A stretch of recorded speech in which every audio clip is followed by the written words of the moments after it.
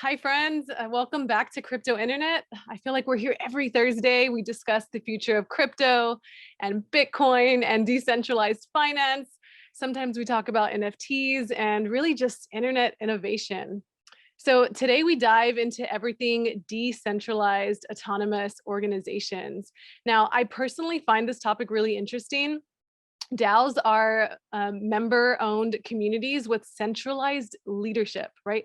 They are essentially a safe way to collaborate with total strangers on the internet and a safe place to contribute funds to a specific cause.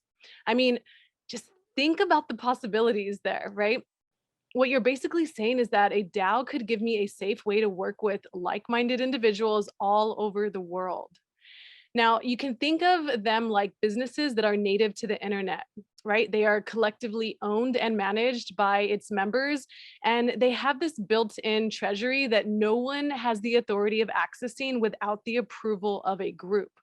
Now, our speakers today are experts in the field, and they're going to give us many examples of how they are utilizing the power of a DAO. Now, I'm going to allow our host for the day, Muneeb Ali, to introduce our speakers and kick off the conversation. For those of you not familiar with Muneeb and his work, he is the co-founder of Stacks and the CEO at Hiro. If you're curious, join our Discord community by searching for Stacks or visit us at stacks.co. Hey, Muneeb, the mic is all yours. All right, awesome. Well, thanks for the background. As Frankie said, we host this regularly. We basically discuss interesting things in crypto, building a next crypto internet. But given the focus of the Stacks ecosystem, we are usually thinking about Bitcoin and innovation around Bitcoin. So I'm very excited to talk about decentralized organizations today. So we have Ian from IDEO, CoLab Ventures, and I feel like Ian is kind of like a OG in the crypto space and been looking at it more from a VC perspective. Would love to kind of like hear more. And we have Kinjal as well from Blockchain Capital. Blockchain Capital is a early investor in Stacks. They came in the 2017 offering that we had. So obviously, highly respect these people. I've been working with them for a while. I'm excited to have them here. Ian and Kinjal, why don't you go ahead and give a little bit more context about your background? Kinjal, do you want to start? Yeah, sure. So thanks again for having me here today. Really excited to do this. My name is Kinjal. I'm an investor at Blockchain Capital. Blockchain Capital is an early stage venture fund. We've been investing in the space for around 8 or 9 years now, specific to everything related to crypto. And we made about 130 investments in the space to date. So we've definitely been doing a fair amount of investing across the entire ecosystem. A lot of our investments earlier were focused on some of the core infrastructure, and then more recently, we've been investing a lot more into the DeFi space, NFTs, and DAOs more broadly. And then just the second piece that I would mention is last week, actually, I launched a DAO with Shah 256 and Women in Blockchain, and Ian, actually, with Syndicate Protocol called Komarevi. And the Komarevi Collective is the first female founder-focused investment DAO. So we invest in female founders and non-binary founders that are building in the crypto ecosystem at the earliest stages. Awesome. Thanks for having me here, and nice to meet everyone over Twitter Spaces. Yeah, Muneeb, it's been a while, but you and I have been in this space for a very long time. I got in crypto in 2014, 7 years ago. I was the former head of Bitcoin, blockchain, and crypto at Citigroup, Citibank, as part of its venture arm called Citi Ventures for 3 years. And then in 2015, I helped IDEO, this 40-year-old design and innovation company, start a division focused on crypto in 2015, which I then joined in 2017 to then spin out a crypto VC fund called IDEO CoLab Ventures. Been investing and incubating early stage DeFi and other crypto startups over the last 2.5 years. And I myself am also a builder. So as Kinjal mentioned, I incubated and have now co-founded a new DAO DeFi protocol called Syndicate protocol, which is really kind of like some people, it's an investing protocol, a decentralized investing protocol and a social network on top of it. And some people kind of think about it like a decentralized angel list of sorts. And so really what it is it's a protocol for creating investing DAOs at scale across the internet. CoLab, which Kinjal and a team of amazing women started last week, is one of the investing DAOs that we've been supporting from a launch perspective. So happy to go into all of that more.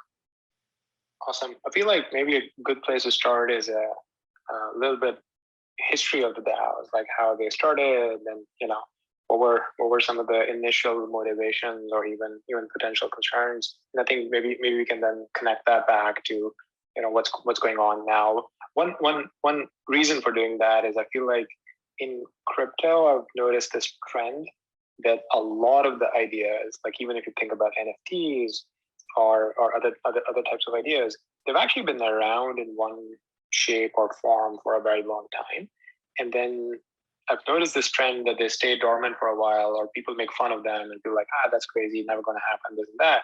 And for various reasons, like at later down the road, like these things really start picking momentum and actually start having more real world applications. So with that type of a context in mind, we'd love to start with where do DAOs come from? They come from the stork. No. Kinjal, do you want me to take this or do you want to do it? Yeah, no, go for it, Ian. Okay. Sure.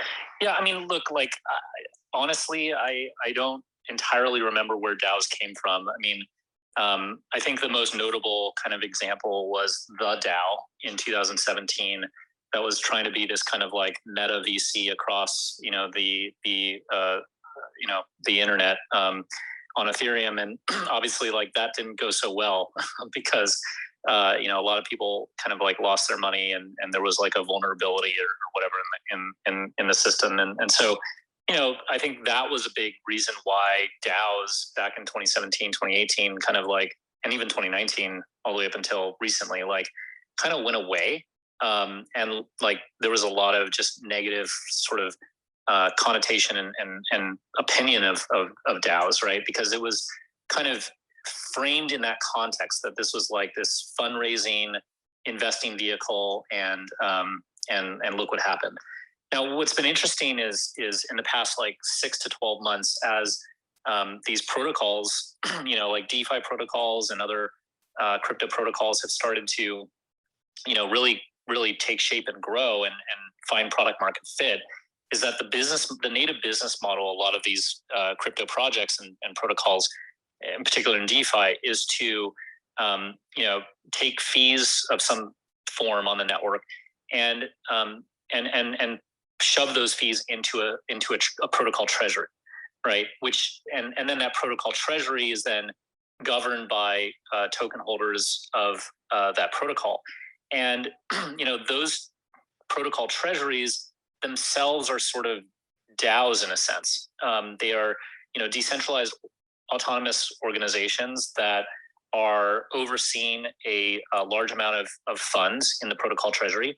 And that protocol treasury or DAO is effectively making decisions as to like what that treasury can spend money on, whether it's like paying people to develop things or maintain certain things, investing in new developers or even startups, I guess, to build in and around or on top of their protocol, or like bug bounties and other kinds of things. And so this kind of like new mental model for a DAO has really recently come out of like the protocols in DeFi that have assembled these, amassed these big treasuries. And that's now kind of like, I think made people think about like, wow, these protocol treasuries, these protocol DAOs are very powerful, because like Uniswap, for example, is sitting on $5 billion or more in this treasury.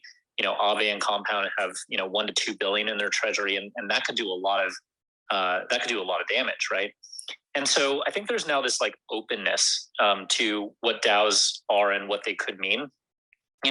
Also at the same time, you see these what I would call work DAOs, like things like Raid Guild and other things that are popping up, where it's this network of human beings across the internet that are using DAOs to coordinate work and coordinate incentives across that network of work, whether they're like, auditing smart contracts or developing contracts or, doing whatever, right? Even like designing things. And so like that has also started to emerge and really taken off. And that's, pretty interesting. That's not like the DAO from 2017. It's really like using it for more efficient, really more efficient sort of human coordination across the internet. And so what does that mean? And I know I'm talking a lot here, so I'll stop and then let Kinjal weigh in, which is I think that like our mental model for what DAOs are is evolving. And one thing that I feel strongly about is that DAOs are not a monolithic thing. And they are not only decentralized maximist sort of like only approaches. Like I actually strongly argue, and this is what we talk about at Syndicate all the time, is we're trying to reframe DAOs not as decentralized autonomous organizations, but as decentralized automated organizations. And when you think about it and frame it that way, what that implies is actually there's a spectrum of automation. There's a spectrum of trustlessness, and there's a spectrum of decentralization. And so, for example, DAOs, decentralized automated organizations, can be fully trustless. They can be fully decentralized. They can be, as the kind of like intro was saying, totally random people on the internet that you don't know.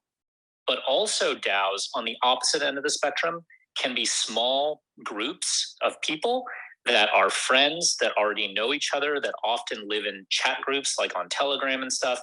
And they're just kind of trusted circles or clubs, as Jesse Walden likes to call them, trusted clubs of people on the internet that already know each other, where there's a high degree of trust. And it doesn't need to be fully decentralized in terms of anything, frankly, like governance or otherwise.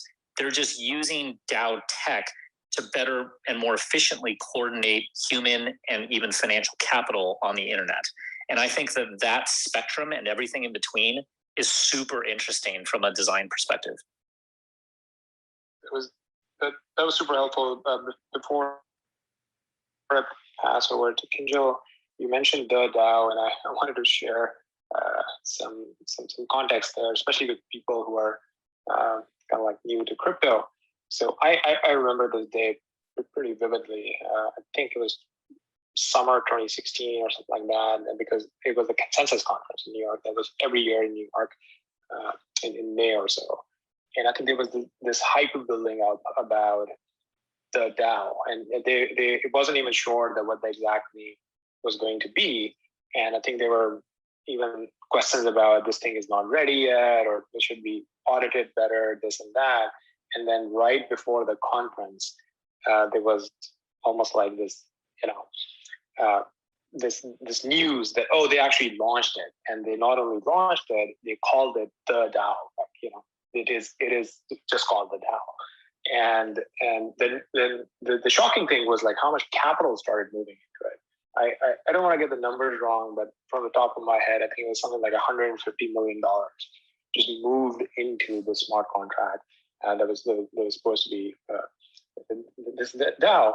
And then the famous DAO hack happened, right? That in some ways, like, is a very defining event in the history on two sides. I think on one side, it was a pretty big test of the decentralization properties of a blockchain, that if something happens, something catastrophic happened, people effectively lost a lot of money.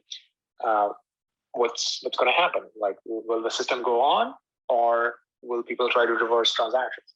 And interestingly, in that particular case, people did try to reverse transactions, right? And they rolled back history, and the blockchain forked. For people who have seen Ethereum Classic, it's still on CoinMarketCap. It's a project. It comes from that event in history. Ethereum Classic started basically saying that no, you can't roll back a transaction on the blockchain. And a small group of people kind of started that. It's questionable, how successful that fork can be, but there's a real sentiment, right? Especially people in the Bitcoin community they would not forget that event because it's very important to them, the sovereign nature of a blockchain, that no one can kind of like, roll back transactions. The other interesting thing that happened is that a year or so later, the SEC actually issued the DAO report. And like, imagine like, this is back in the day when the regulators have no idea what these things are. But the fact that, imagine the people who have to sit down and then write this report, right? It was called the DAO report.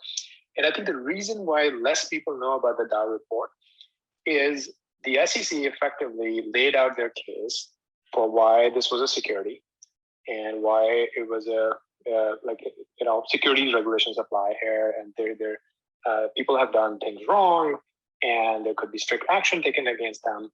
But in the end, they said, we are deciding to not pursue enforcement. Right? Because they said we're deciding to not pursue enforcement, nobody took that report seriously. Right? Even though the SEC actually clearly laid out that these things are securities, we should not be doing this, yada yada, but we're not pursuing enforcement.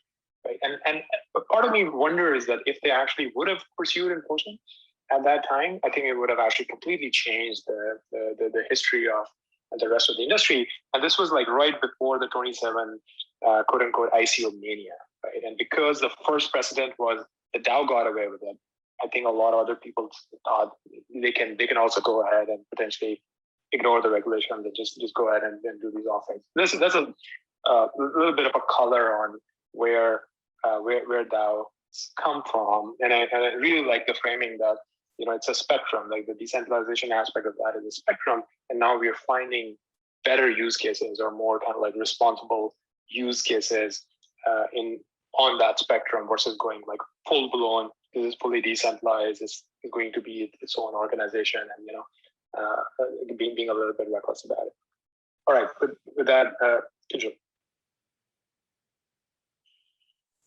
Yeah, so I definitely would echo the sentiments that were shared from Ian, just around, DAOs really being, or really kind of evolving into the spectrum in terms of what they mean and what they represent. I think just one piece that I would add just from observing the markets today is I think a lot of DAOs are effectively just a way to organize around a mission, right, or a common cause. And I think over the past 6 months or 12 months, we've seen different types of DAOs kind of emerge and then correspondingly grow. So we've seen the DeFi side of things, which has been fascinating to watch. And then on the other side, we've seen more on the creator side with different NFT projects, collectors, curator DAOs where folks are kind of gathering around a particular topic that they are enthusiasts of and, basically organizing themselves and having this sort of grassroots movement to figure out what they want to create or what they want to provide to the ecosystem and then monetize and what that looks like. So I think there's sort of these two themes right now emerging, and a lot of what's to come is I think around the standardization of DAOs or lack of standardization, the evolution of governance, some of the legalities, process for creating a DAO, managing it, scaling it. All of those are really interesting questions moving forward. I think also just to add in here, we've been thinking, our team has been thinking a lot about what do DAOs mean actually? like kind of like NFTs, we and even crypto, frankly, you always go through this existential sort of crisis where you're like, what is money? What is the purpose of life, honestly? And we've kind of resolved that with money and crypto and Bitcoin, and we've kind of resolved that with smart contracting platforms and things like that. But the world's still kind of trying to wrap its head around what NFTs and DAOs are and what they mean in the world. And we have this very kind of opinionated lens that it's through the lens of humans that we should be looking at this. And when you look at it that way, just to give you an analogy, we think of NFTs as really turning internet-based media into internet financial media assets that are owned by the users of the internet. So it's actually taking something that we're all pretty familiar with and have been for most of our lives, which are internet media assets like data, images, movies, film, audio, music, like that kind of stuff, and turning that into native digital assets that live on the internet that are owned by the internet users. And that's kind of like the big idea with respect to NFTs.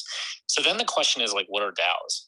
And I would argue, and we have this strong opinion at Syndicate, and as well as at IDEO, that DAOs are actually the next evolution of social networks on the internet. And what that means is that, if social networks in Web 2.0 were kind of this means of communicating and sharing information, like what DAOs represent are financial social networks and social networking kind of capabilities and platforms. And so, that's a very kind of like interesting thing if you think about it that way, which is like, we have a lot of social networks in the world today on Web 2. You have fully anonymous, things where you're talking to people on the internet that you don't know at all, like, places like Reddit and some of these other sort of like forum boards, right? And that has a role in the world. You also have, micro social networks in the form of, chat groups on WhatsApp and Telegram, or, whatever, Twitter, TikTok, Instagram, etc. But in particular, like on the other end of the spectrum, you have like one-on-one chats with people, or you have, a small chat group on Telegram or WhatsApp with your family, or, 5 of your closest friends. That is a social networking experience and platform too. And so if DAOs are the next evolution of social networks, then that means that would imply, therefore, that there are applications across that entire spectrum. Going back to what I was saying about decentralized automated organizations, there are going to be social networks that are completely anonymous, completely decentralized, coordinating people that you don't know on the internet at all, like a Reddit, which is kind of, similar maybe in some ways to what's going on with these quote unquote more traditional DAOs around protocol treasuries, where people are voting, they have no clue who else is in there. And then on the other end of the spectrum, we're going to see DAOs at a micro level. So DAOs that are among 5 friends that want to just like co-invest, or maybe they want to pool their resources together to buy a cool NFT together. And maybe that NFT is a game asset that they can then, share amongst each other to then go play a game inside of a crypto game. Like the DAOs, my point are that DAOs are going to be as diverse as social networks, and it's going to be at a massive scale, but also at a very small scale. And I think that like the design space in that spectrum make DAOs infinitely more interesting, because it's not just one thing as we know it or have been thinking about it historically. Yeah, I think that's a great point. Like sometimes the way I describe it to people is I would give them an example of a co-op building, right? So if you look at a co-op building, there's some legal work through which you have shares, and people are coming together to own something, like let's say a New York City building where everyone's living. And interestingly, if you think about smart contracts, like in a way, DAO is a smart contract, right? Like a special smart contract that is performing a special function, right? So instead of your good old legal contracts, you actually now have smart contracts that are coding the same type of behavior. Because here's how we want to slice the shares, here's how much money is in the co-op, and whenever we want to deploy money, this is the process through which voting can happen, and then certain actions can be taken. It's a very simple example, but I think when people visualize like a co-op building, they go like, oh great, I think I can see why that could be more efficient, or then you can start tinkering with it, right? That's a simple example. Then you start tinkering with it, and as Ian was talking about, that people want to invest together. That's a very natural type of thing, right? Like a bunch of friends, or think about AngelList. There's no reason that AngelList has to be the website that has been built and the Syndicate software that has been built. It could be much more transparent, much more interesting, apparently, if it's these syndicates and implemented as DAOs, and people can pool capital together. Whoever is the syndicate lead basically has special access, where people are backing that person, and the person can make investment decisions, but maybe it's not a person, it's actually a group of people, and then they figure out how they're going to make decisions, and everything is very, very transparent. Everything is auditable, and I think you're removing a lot of inefficiency from the system by deploying such things. I couldn't have sold Syndicate protocol better than what you just said, Muneeb.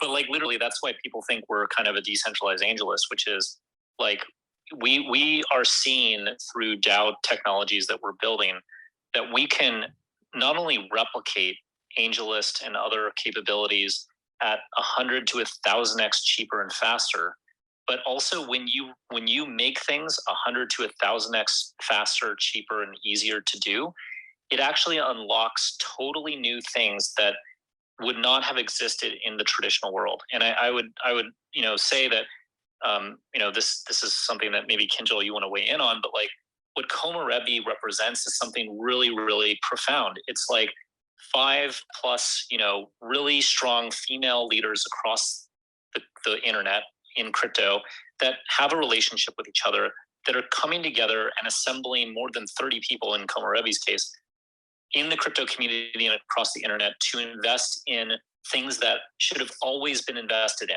like more women founders, more non-binary founders. And you have to ask yourself, like, that was possible in today's world, right? I mean, it's not like groundbreaking per se that like we should be investing in more women or not more non-binary founders. Like that always has been and should have been a thing, but like, why isn't that happening? And I believe that the answer is because a lot of the capabilities and tools and infrastructure to enable those things to happen are too costly, and they're too difficult, and they're too slow. And because of that, that's blocking this whole kind of like area of opportunity and creativity and change that needs to happen. And so that's why we're so passionate about what we're doing at Syndicate, is that we want to, yes, disrupt the traditional system and make it better, but more importantly, we want to unlock all this stuff that should have always been invested in that now can be invested in, because now you can launch an investing syndicate with your friends in seconds for less than $100.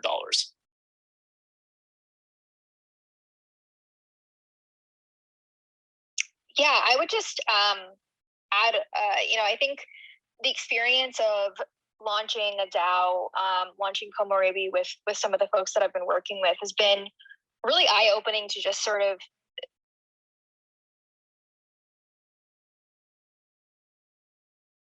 Can you guys hear me? Now we can.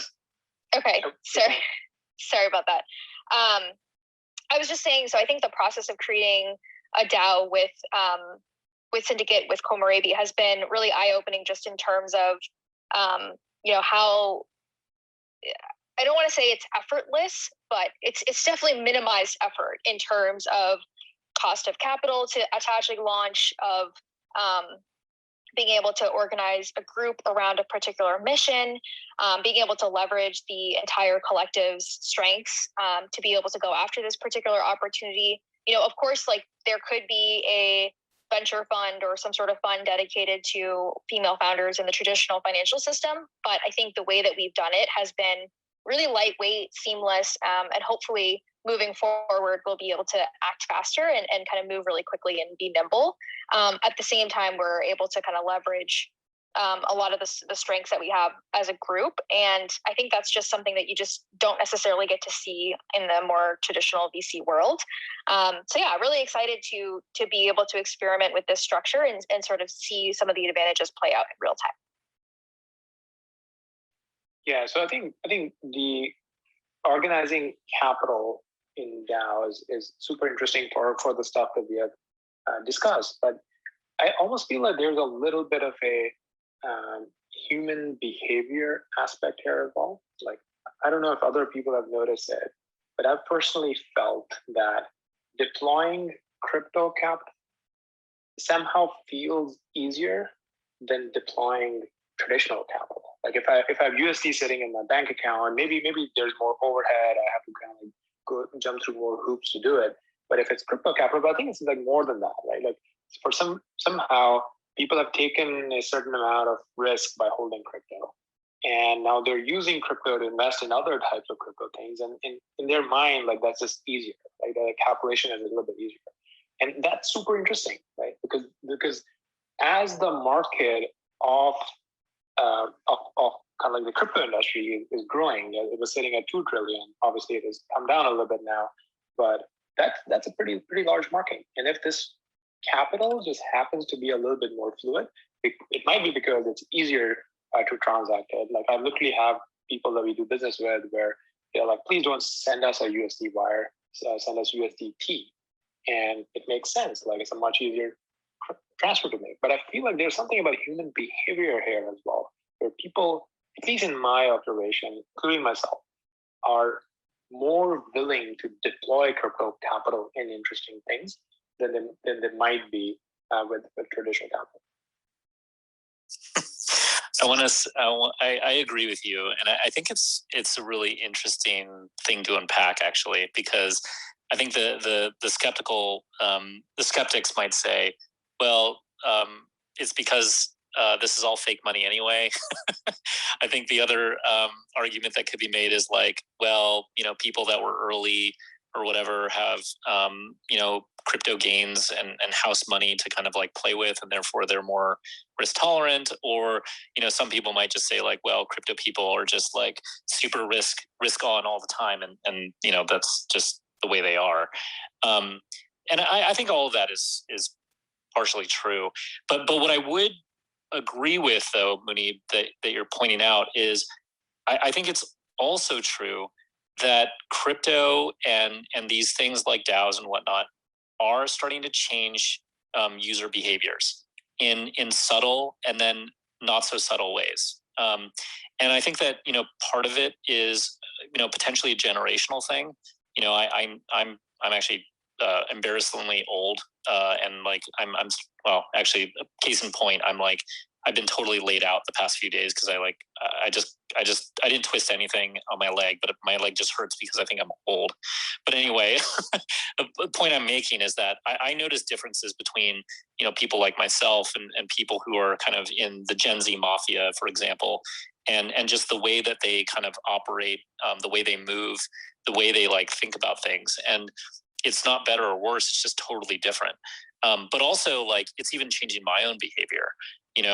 When you experience kind of like coordinating, and again, not necessarily a decentralized autonomous organization, but using decentralized automated organizations to coordinate with friends that I know or people that I work with, in other organizations across different firms or the internet.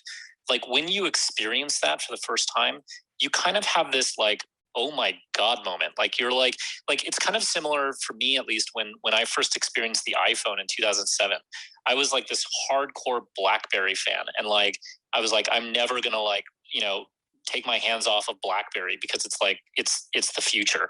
And the second that I tried the iPhone, I immediately felt like I had jumped 20 years into the future and was living in it. And like, at that moment, I was like thinking to myself, I can never go back to a BlackBerry at this point. Like that would feel like going back into the past.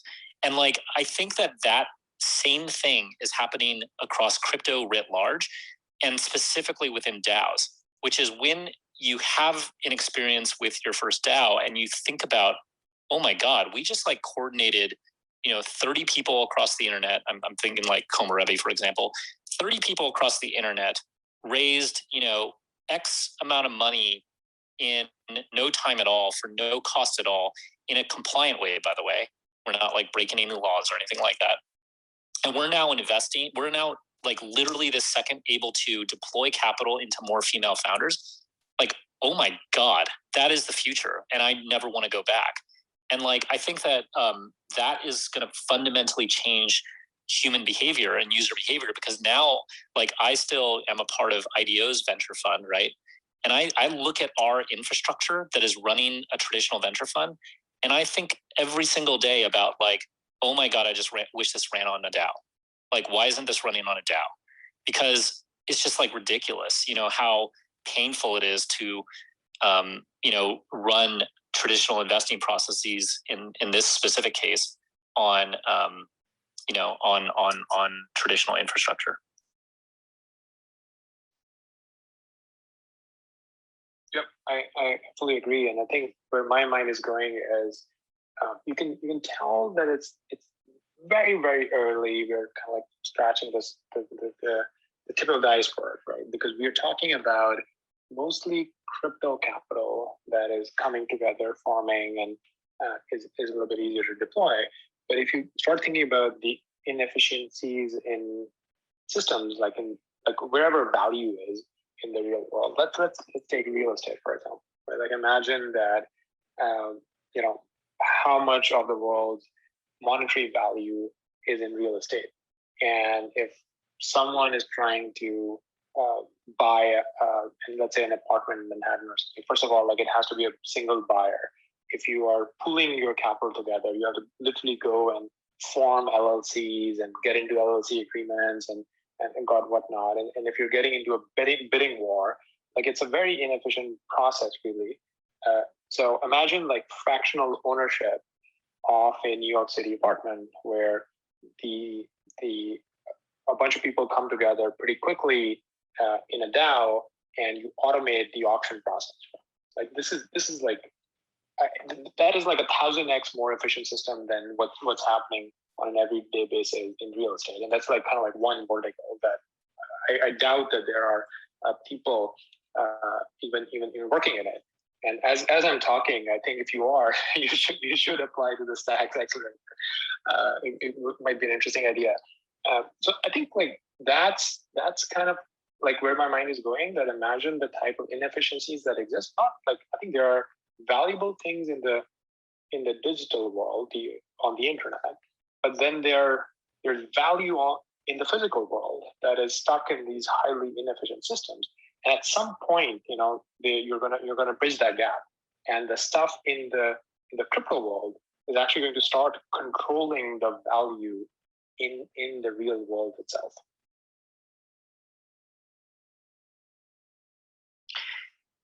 Yeah, Kinjal, do you want to jump in? I was just going to say, I really love the real estate example and how the auctions can be done really seamlessly via a DAO. Another like example that I've been thinking about that I think would be really cool is just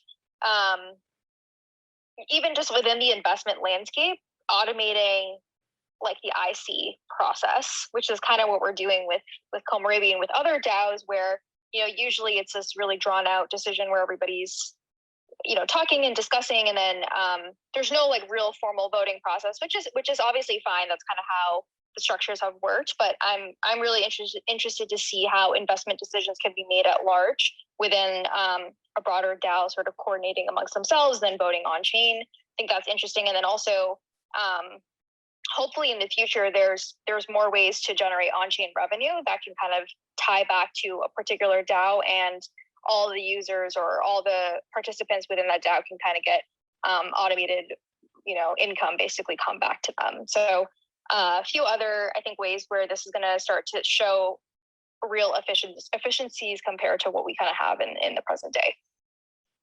Yeah. So I want to connect this a little bit to why applications and use cases like these kind of like fuel some of the work that we are doing. I really think the pain point that I was feeling, or I still feel in some ways, is that imagine the amount of crypto capital that sits as Bitcoin. Right? Like it was $1 trillion. It's slightly below there now, and it might continue to grow. And I think that it's a really good design decision for the security of Bitcoin to not have expressive smart contract language at the Bitcoin layer. But at the same time, I would love to use my Bitcoin in DAOs or in sophisticated transactions, while my Bitcoin kind of like stays on the main Bitcoin chain.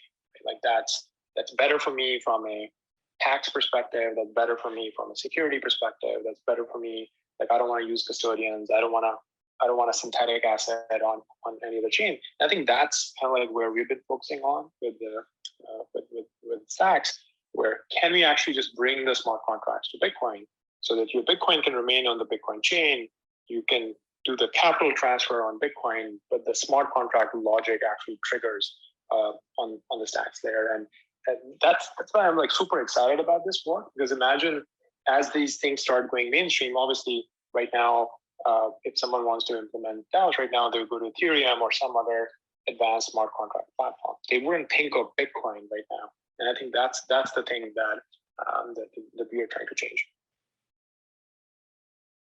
I mean, that makes a lot of sense. You know, I obviously am agnostic to technology. I think mostly about, this is very much informed about how IDEO thinks about things, but, you know, we start with users and people and businesses and stuff, and like how they want to use, you know, the problems that they want solved and how to solve them best using, you know, whatever technologies are available. Bitcoin being a big one, and I'm obviously that's where I grew up actually in the crypto space, you know, 7 years ago.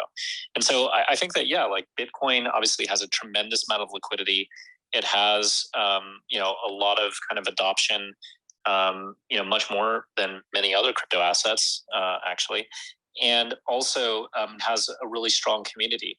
And so I think that, you know, things like stacks and other kind of projects that add capability to Bitcoin and around Bitcoin's network to enable that community to do more with kind of, you know, that asset, like, makes all the sense in the world. And the way I think about like DAOs in particular is that, you know, it like I think, you know, obviously I'm highly opinionated that like I think investing is actually like the primary use for DAOs in the near term. But more broadly, like if you think about what DAOs are actually doing from like a human capability perspective or like capability in the world perspective, it's about enabling you know, more, I guess, seamless decision making, more seamless capital kind of formation and allocation, and also it's coordinating incentives better across a group of people, whether it's 2 to 5 people or it's like thousands and thousands of people or millions of people. And so those 3 properties of DAOs, decision making, coordination of capital, and coordination of incentives, those can be applied. And I guess the last thing is automation, like automation of just like processes to enable those things. Like those 4 things can be utilized in so many different application areas, whether it's like investing or, as you mentioned earlier, real estate, or even just like companies, you know, like themselves and like how work is allocated. Like there's so much opportunity in DAOs, and that's why I you know, have been saying like, I think 2021 is, you know, we thought it was about the year of the NFTs, but actually I think it's going to be the year of the DAOs, and probably that will be the case for, you know, a few years to come until the next big thing. Yeah, I feel like earlier you mentioned this concept of like financial social networks, and I feel like that might be interesting enough to actually double click there a little bit and dig a little deeper. Yeah, I mean, I guess like, you know, it's both like a really kind of profound idea and also like not that dissimilar from what the crypto community has been saying for years. You know, even when I first got into it, where people were saying like, oh, crypto is going to create, you know, this internet of value, right? Or as I kind of like to describe it, like a financial internet, a financialized internet.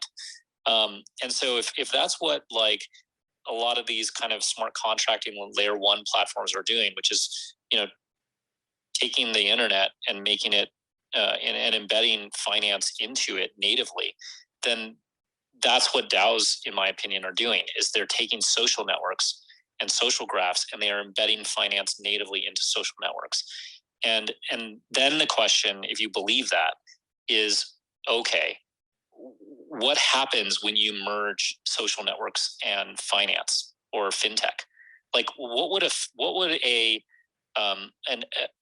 look like if there was like an Instagram and Stripe combined, like natively, not like, you know, Instagram connecting into Stripe's APIs, but like literally like a Facebook Stripe combined.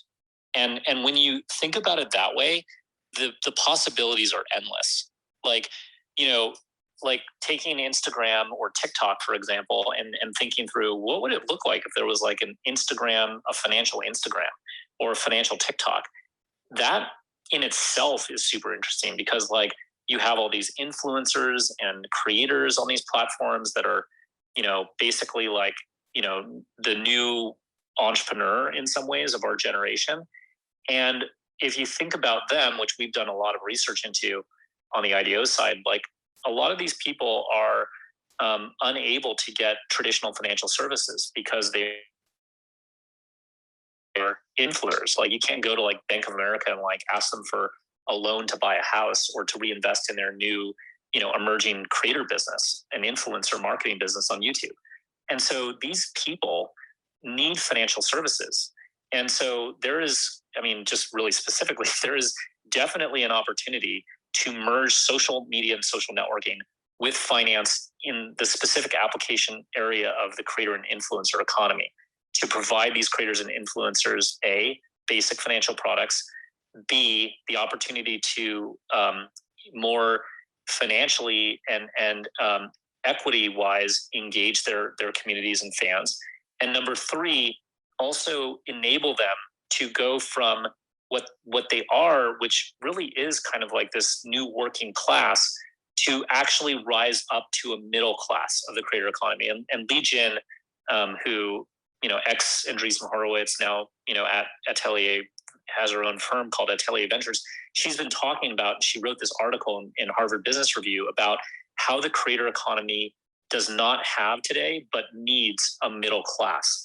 And I think that crypto is one of, and DAOs are one of the ways, and these kind of like financial social networks are ways in which the creator economy is going to start to build a middle class and pathways to a middle class, which I think is absolutely essential in this world where jobs are going away, traditional jobs are going away, they're being automated or they're just going away. And more people are turning to the creator economy for work.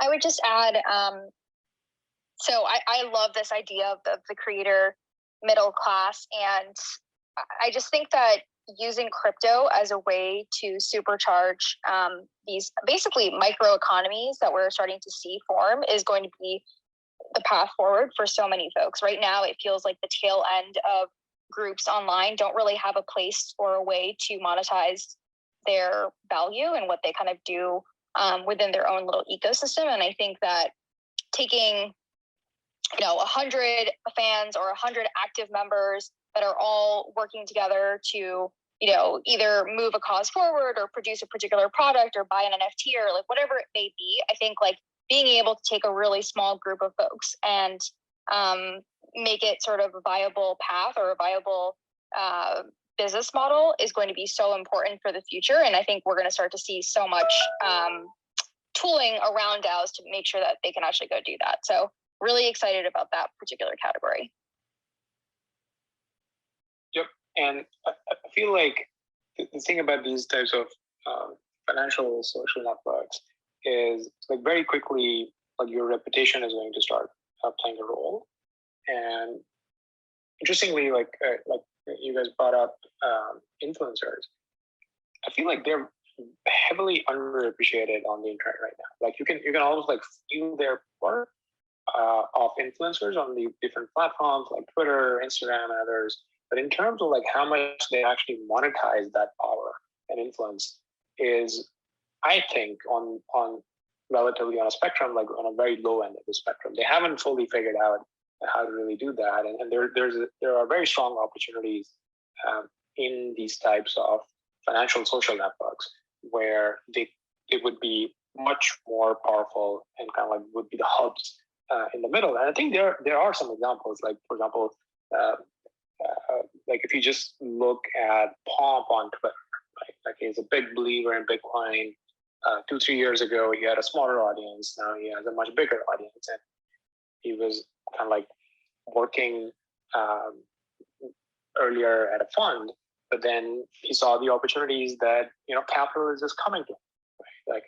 Like now, Pomp can make investments directly, and then interestingly, a lot of the founders if they have the option of like taking money from him versus taking money from a traditional fund, a lot of them would be like, we want Pop in our round, right? Because he has a platform, he has people who actually listen to his opinion, right? And now he's actually tying the two together. He's tying his audience to direct financial stake and putting capital into things that he's passionate about, right? So it could be a win-win as well, where the founders are actually getting direct distribution, and they're getting early users because of the influence of somebody like Pop. I'm using him as an example. But imagine what these influencers would look like if you start mapping out like financial social networks, and how would capital allocation start changing? Like, also coming back to my comment about reputation, like I think reputation in the real world has been super interesting, right? There are these trust networks, there are people, again, limiting to even just investing, who basically like back a known entity just because they've built up trust over 10 years and that they really know how to invest or so on. And they're credible people and so on. But online, it might actually look a lot different, right? Because some of these might actually be anonymous. They don't want to link their real world identity with who they are online. But over time, they've actually gained reputation. They've actually done certain things that were super interesting. Like imagine a hacker that has discovered, 10 bugs in smart contracts and has always been right and is highly respected in security circles. And now that hacker is putting some capital in some sort of a new smart contract. People would be like, well, he's putting his own money in, he or she, right? And should have at least audited this contract really, really well. So I feel a little better given this online persona. You might not even know who he or she is actually investing. And I think that's a very interesting dynamic where you start linking your mission with these types of networks, and then influencers start to emerge within these networks.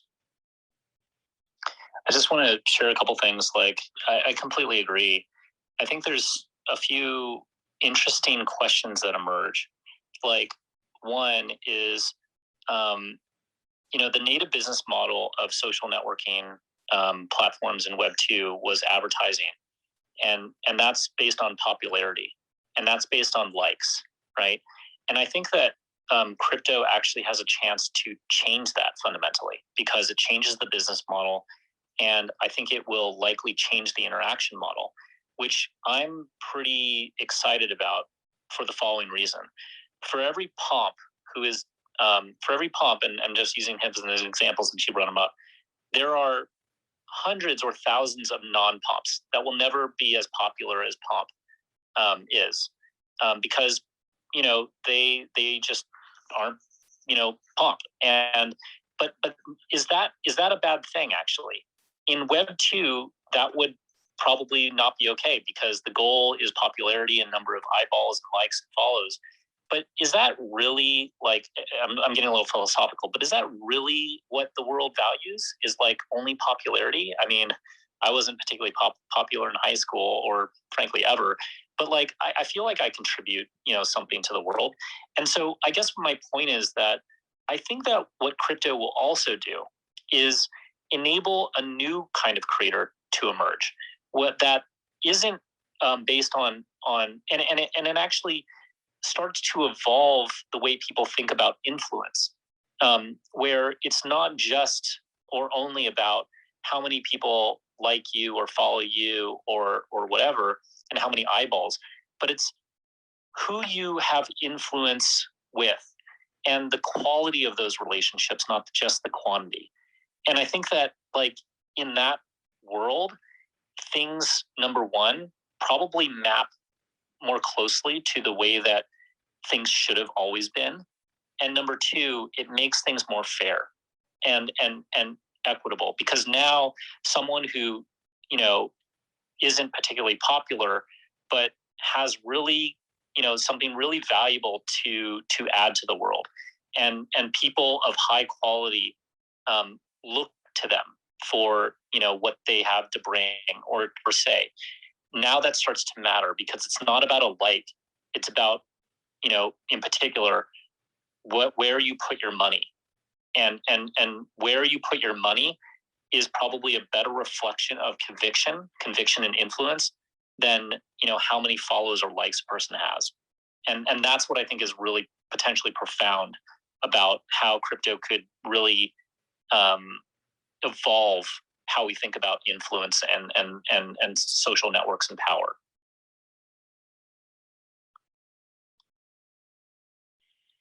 Love that, Ian. Couldn't have said it better. It's amazing. Yep, big plus one. And while we were talking here, someone from the audience pinged me to basically, so it's Drew who pinged me to a DAO that they are building on top of Bitcoin. And I was like, amazing. Like, I didn't even know that this thing existed. And apparently they're going through the Stacks accelerator already. And I feel like this is one of those moments where I'm like, okay, this ecosystem is getting big enough that I don't even know what's going on. Right? So I was wishing for DAOs to appear, and apparently they're already in the pipeline. That's awesome. We have a few questions if y'all want to answer them. Hold 1 second.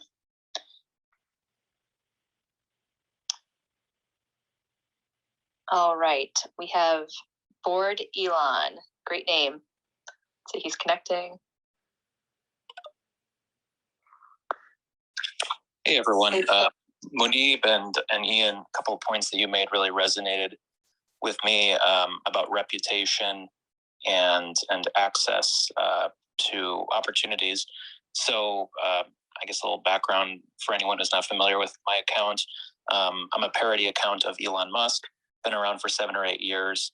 Haven't really monetized it until about a year ago. And largely that was due to crypto because it just reduced a lot of the barriers to entry for both earning income directly from fans and also,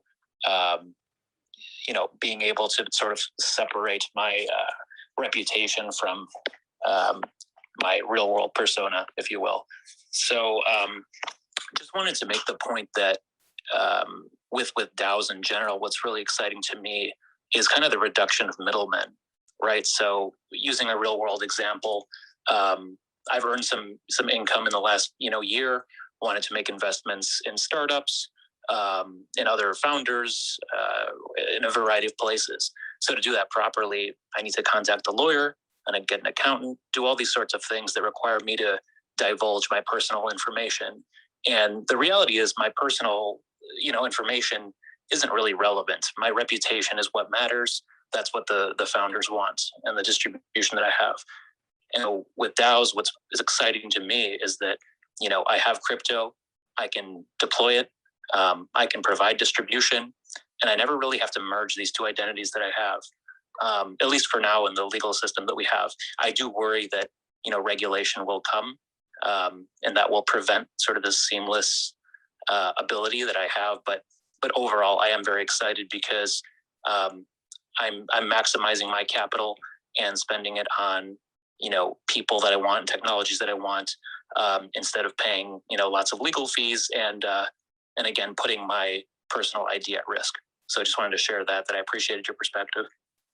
Yeah, this is amazing. I feel like it's such a powerful point where when you said that not only that it gives you an opportunity to earn now, but you want to keep your online persona separate from your real world identity, right? And I do think that DAOs solve that to a great extent, but there's still some link missing where I feel like a really forward-looking jurisdiction could actually come up and say that you could register a entity here where we don't even ask for like who you are, but we can give you access to traditional, banking services or whatever, as a real world entity.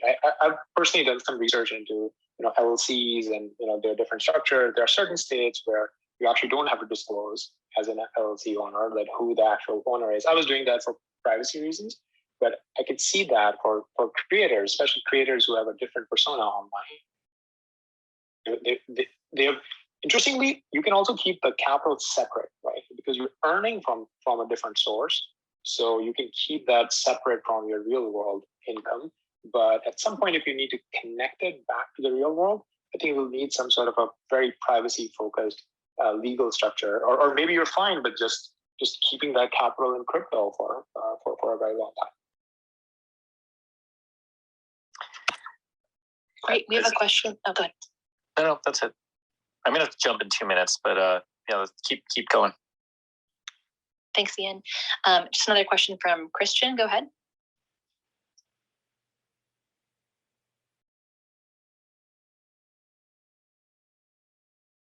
Hello, can you hear me?